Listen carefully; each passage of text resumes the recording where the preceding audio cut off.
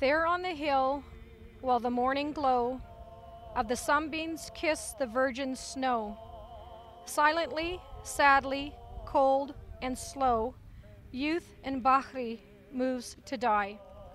It was a Wednesday morning, the 14th of January 1920, when Bahry and Konyk mounted a scaffold in Peterborough County Jail and were executed for a crime. The crime was murder.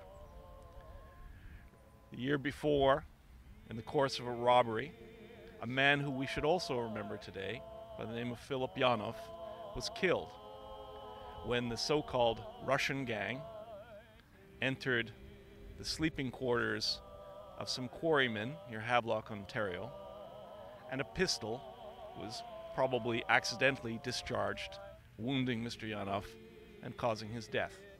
Let us not forget the victim. The 5 members of this so-called Russian gang were in fact all Ukrainians. Bahry, Konyk, on the 14th of January 1920, mounted the scaffold in Peterborough, were executed, and were buried without Christian service in the courtyard.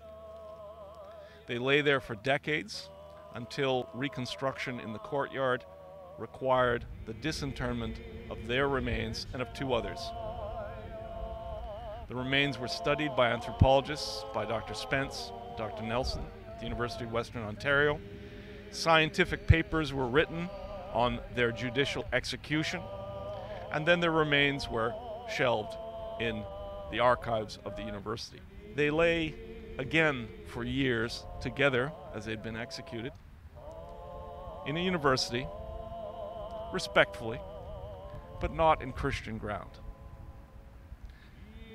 I think the most important thing we've done here today was echoed in Father's words. Whether they sin directly or indirectly, they are forgiven by God. Господня земля і повнота її вселенна, і всі, що живуть на ній. Господня земля і повнота її вселенна, і всі, що живуть на ній. It's not like it's a flashy thing, but what it is it's respectful of history and it's respectful of human rights, that every single one of us is equal. We are all worth one life. December 8th, 1919, it was a plea for clemency signed by members of the Ministers' Association of the City of Peterborough, who voted unanimously to appeal to the Honourable Minister of Justice of Canada on behalf of the 2 prisoners awaiting execution.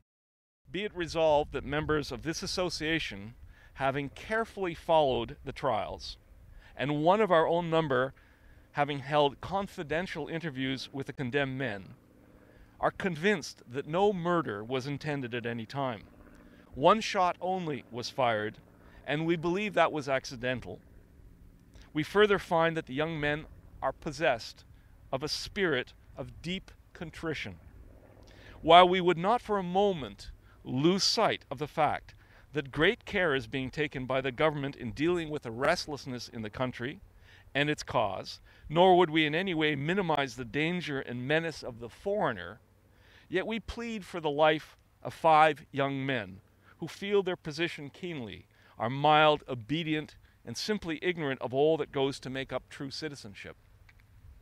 We humbly ask then that these young men be deported to their own country, where, having learned their lesson, they might yet work out the true purpose of life. As a great nation, we can afford to spare life. Someone gave them some flowers right before they were being hanged, and he said, "These are the last flowers I'll smell." Roman went to get some flowers, and we put them down there.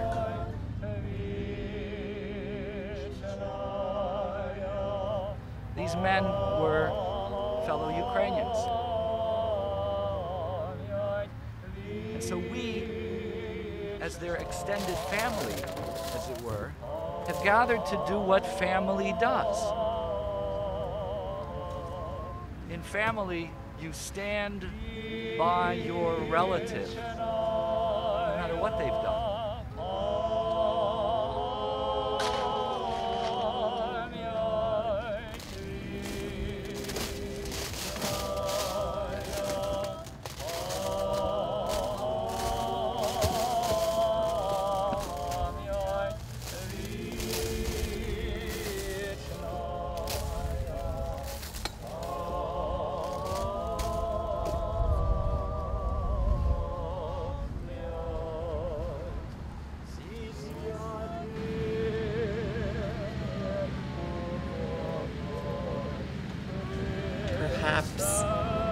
maternal instinct, thinking that one of these could have been my son, and though he may have gone down the wrong path, that still someone cared to give them a Christian burial.